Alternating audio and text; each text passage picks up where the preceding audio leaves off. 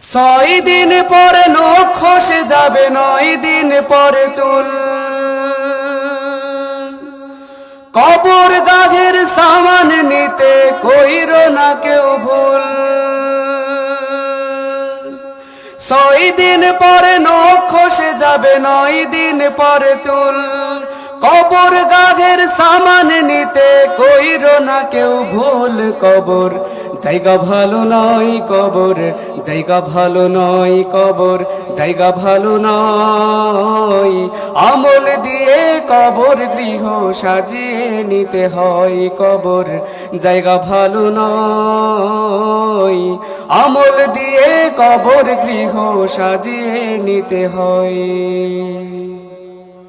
17 দিনে পেট ফেটে শেষ পোকার খাওয়াতে হবে।